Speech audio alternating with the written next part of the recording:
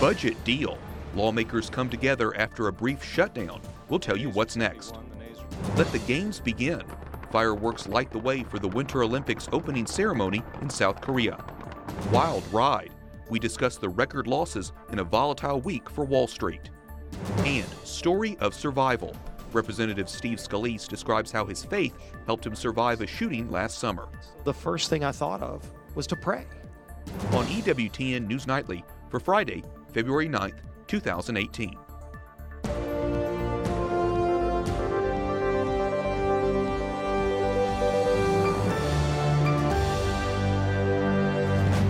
Good evening from Washington, D.C., and thank you for joining us for news from a Catholic perspective. I'm Wyatt Goolsby, in for Lauren Ashburn. President Trump signs a $400 billion budget deal ending a brief government shutdown, and churches could benefit. Our Capitol Hill correspondent Jason Calvi breaks it down for us. Good evening, Jason. Good evening, Wyatt. The second shutdown within a month came and went while most Americans were sleeping. Most government offices were still closed, but Senator Rand Paul went rogue. The Republican from Kentucky stalled a vote in protest over his party's willingness to bust the budget.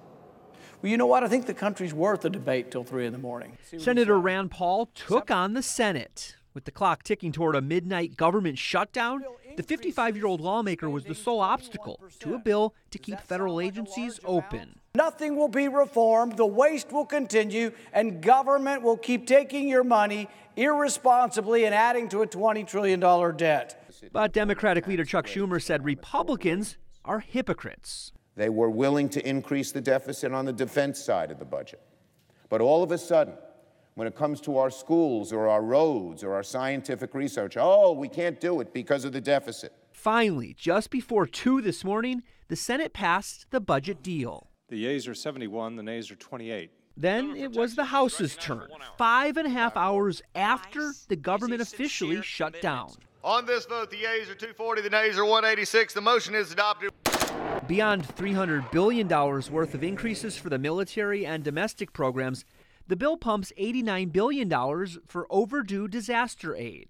And some of that money will be allowed to go to devastated churches. For years, they were barred from funding simply because they were religious. They've had this policy in place since 1998. They changed it in January, and now Congress has cemented the new policy into law. So houses of worship can really rest assured that in the next disaster, they'll be able to access the same FEMA funds as other nonprofits.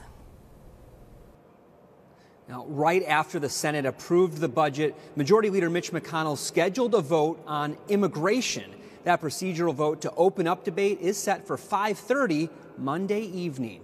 Wyatt? And I'm sure that'll be a lively debate as well. Capitol Hill correspondent Jason Calvi reporting. Thanks, Jason. President Trump offers well wishes to a White House aide who resigned this week in the wake of domestic abuse allegations. He says he hopes he has a great career ahead of him. Now, he also, as you probably know, he says he's innocent. And I think you have to remember that. He said very strongly yesterday that he's innocent. So you'll have to talk to him about that. But we absolutely wish him well. Did a very good job while he was at the White House. Rob Porter, a White House staff secretary, has been accused of domestic abuse by 2 ex-wives and a former girlfriend. He has denied the charges. Joining us now is Gabby Morangelo, White House reporter at the Washington Examiner. So, Gabby, the president didn't mention any of the victims of domestic abuse per se. He's sort of getting some flack for his lack of comments. Do you expect this scandal to continue and impact other White House staff members? Well, I think not only is it going to continue to impact the White House, it's also going to impact the Republican Party and President Trump's popularity, not only with people who oppose him, but maybe with his supporters even.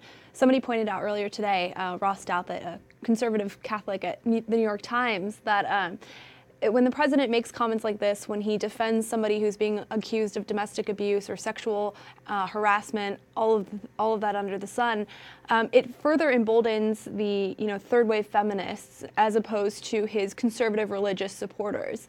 It makes it seem as though they have the moral authority right now because the president and somebody who is linked like him to so many religious groups and conservatives and supporters of his campaign are losing ground when he makes comments like this, when he defends an individual saying that he hopes he has a good career. And so I do think that it not only harms him, but it harms the GOP at large. It's interesting because it's not just President Trump who was defending him. John Kelly, who was the White House Chief of Staff, is coming under fire for his defense of Porter as well. At least in his initial statement, he was supportive. Do you think General Kelly would just have not known about Porter's past? Do you think he just was ignorant? Well, we haven't gotten a clear picture from the White House. We've certainly asked them when General Kelly was made aware of these allegations against Rob Porter. Was it during the initial background check? Was it months into his tenure as Chief of Staff? We don't yet know.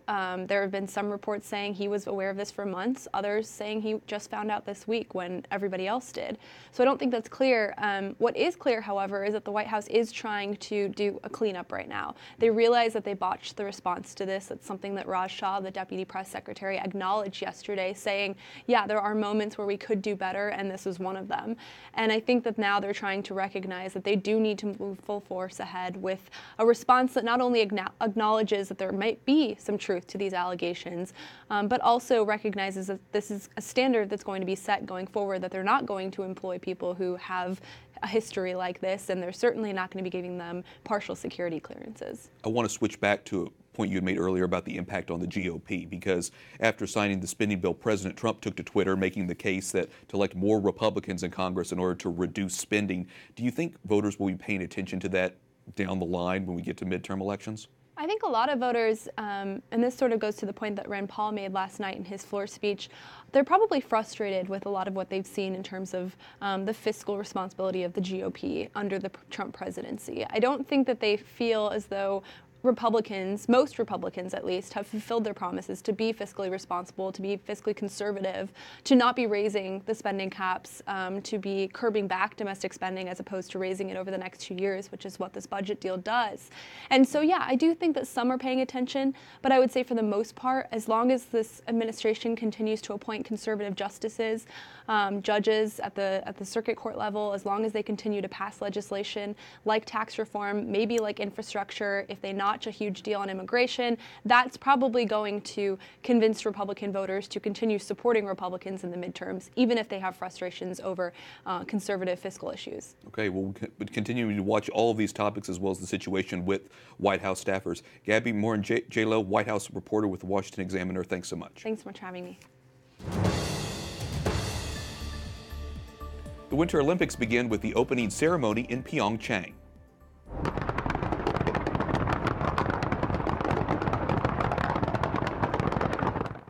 Fireworks mark the start of a program displaying South Korea's stunning rise from poverty to Asian powerhouse. Figure skating champion Yoona Kim, a Catholic, lit the Olympic flame.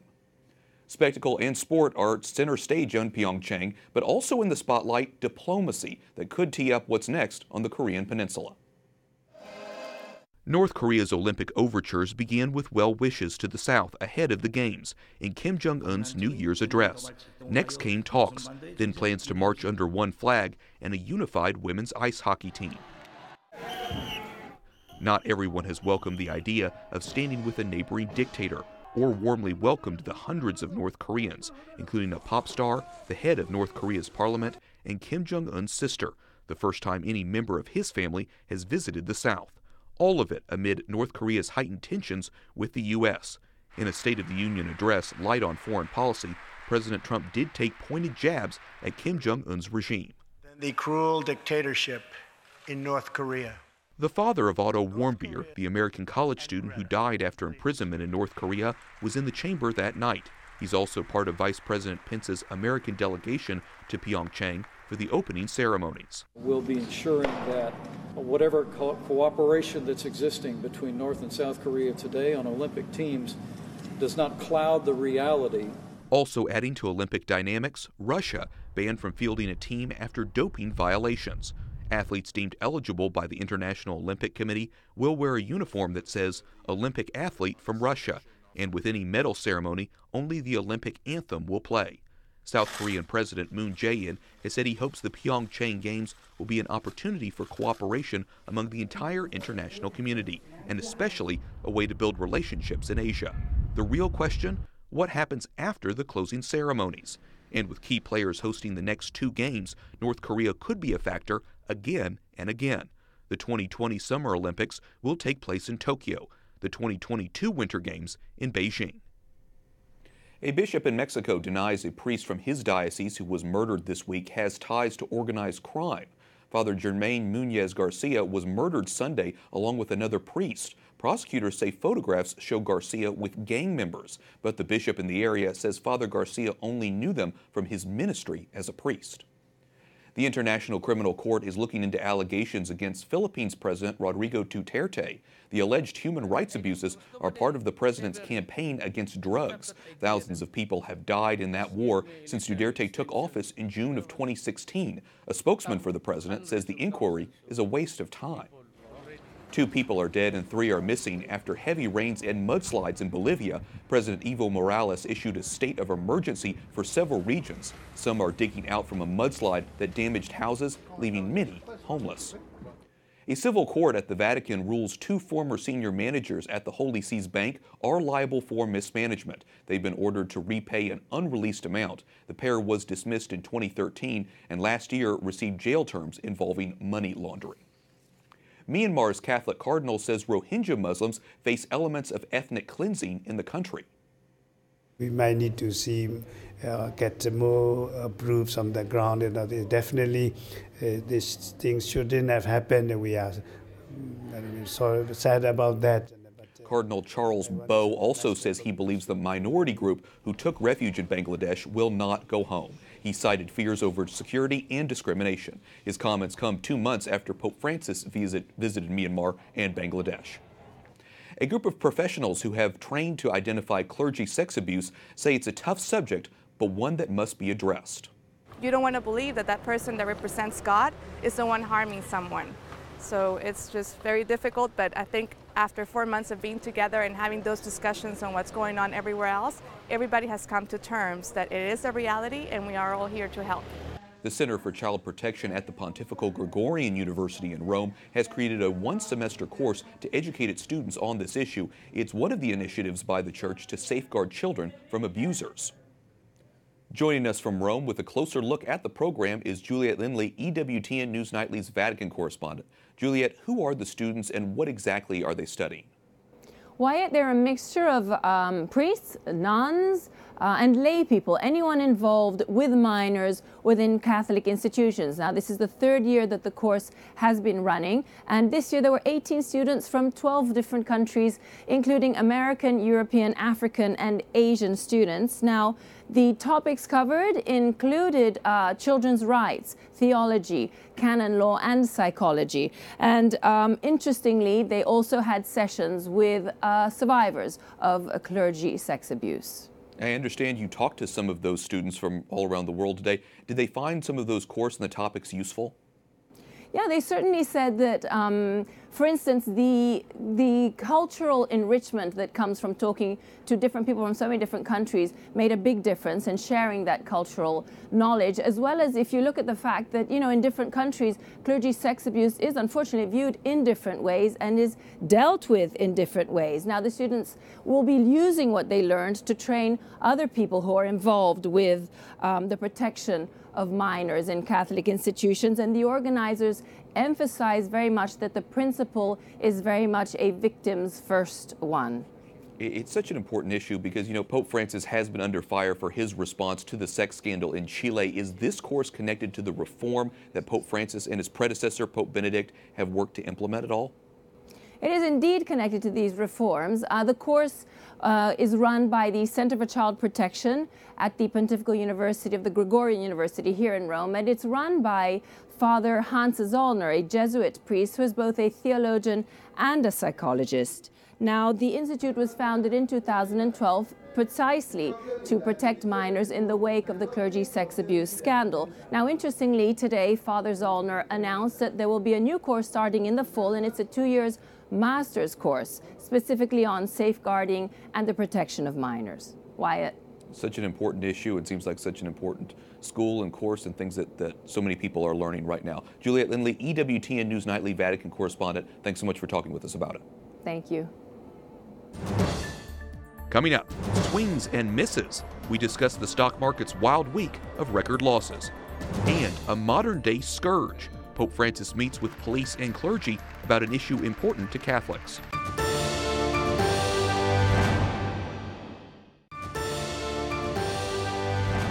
Welcome back. I'm Wyatt Goolsby, in for Lauren Ashburn. U.S. stocks opened sharply higher during morning trading, then fell back down again.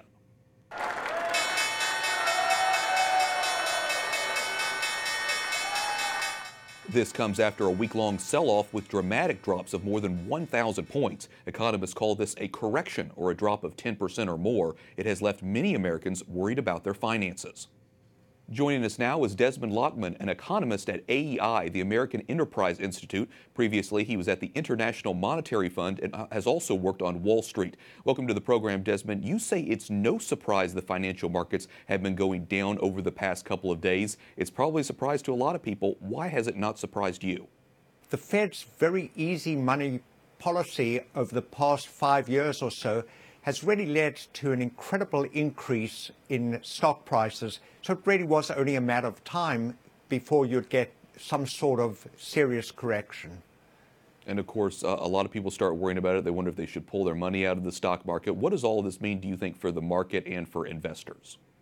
Well, it's difficult to know what individual investors should do, but one thing they should really prepare themselves for is that the Federal Reserve is going to have to raise interest rates over the next year or so if they're to prevent inflation. And generally, that means equity prices that will be less buoyant than they previously were. So, Desmond, how much credit or blame does the president deserve for what's been happening in the stock market? The president doesn't deserve much blame, nor does he deserve much credit for what's happening in the stock market. What happens in the stock market is largely determined by the Federal Reserve's very easy money policy, keeping interest rates low, encouraging investors to take risk. That is what explained the very big increase in stock prices during the Obama years. It's explained much of the increase in stock prices during Trump's first year in office. Of course, the tax cut helped as well. That provided an added impetus to stock prices. The president made a mistake to take all of the credit for the increase in prices, because now with prices going down, he's going to have to take the blame when this is something that is very much beyond his control. This is something more that is determined by what monetary policy is, what's going on with the budget.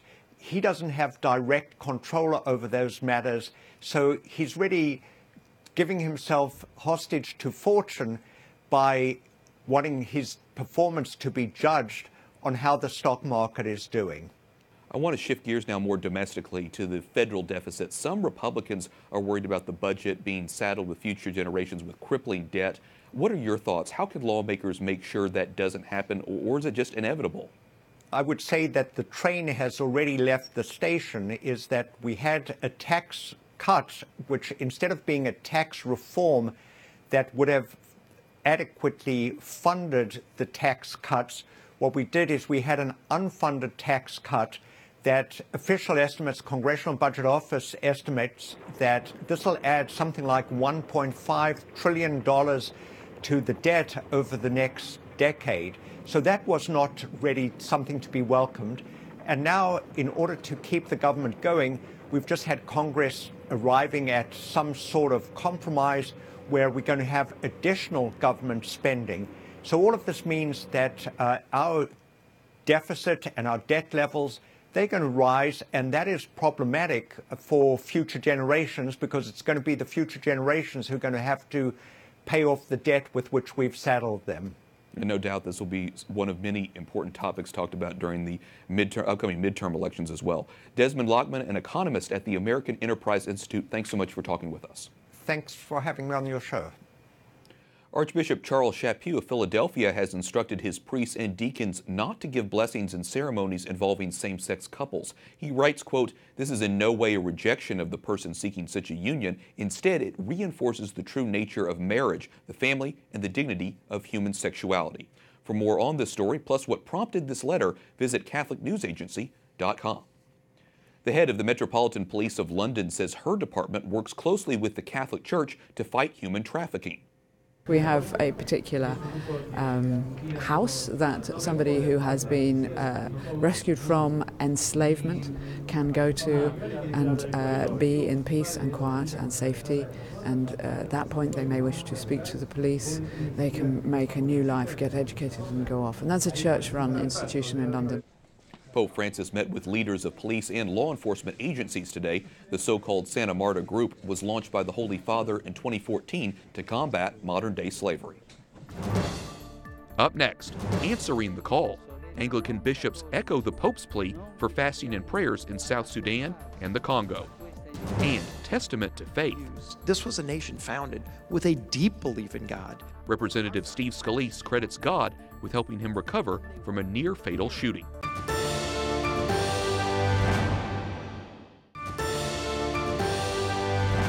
Welcome back. I'm Wyatt Goolsby in for Lauren Ashburn. The parents of a 20-month-old in critical condition in England are pleading with the UK court to transfer their son to a hospital in Rome linked to the Vatican. Doctors there have suggested that operations that would help Alfie Evans breathe and eat, which could prolong his life. But officials at the hospital in Liverpool call efforts to keep him alive, quote, futile. Evans remains on life support in a semi-vegetative state while his parents are fighting the legal battle. Anglican leaders endorsed the Pope's call for a day of prayer and fasting, especially for the Congo and South Sudan. La folla fino a tarda serata si conclude il movimento per. At his Angelus address Sunday, the Holy Father appealed to the faithful and non-Catholics and non-Christians to observe prayer and fasting on February 23rd. An Anglican archbishop in South Sudan welcomed the Holy Father's call, saying prayer is our weapon as Christians.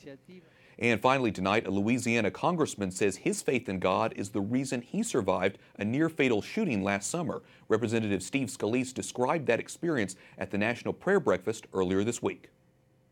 We should thank God for the things that he delivers to us every day, because he does. Representative Steve Scalise opens up about the power of prayer. The Republican hugged his fellow Louisiana Congressman Cedric Richmond, a Democrat. Richmond, an old friend, introduced Scalise as a man of faith. The one thing that I knew about Steve was his faith in God, his love for his family, and that it would take a lot more than one bullet to keep him from his family. Richmond referencing June 14, 2017, the day Scalise was shot during a Republican baseball team practice in Virginia. The first thing that came to my mind is, as Cedric talked about, I've got a beautiful family. I've got a 10-year-old daughter who is daddy's little girl. And the first thing that came to my mind was, God, please don't let Madison walk up the aisle alone. It just hit me, and it still draws a lot of emotion from me. Scalise says God answered his prayers. After more than 15 weeks in the hospital, he returned to work in Congress on September 28th, welcomed by a standing ovation and applause. This week, he had a message for Americans all over the country. Look around at all of the wonderful things that God presents to us. He's sending us signals every day, and he's sending us signs. And there might be bad signs, but there are also good signs. And I'm just lucky and blessed that I'm able to focus so much on the good things that happen.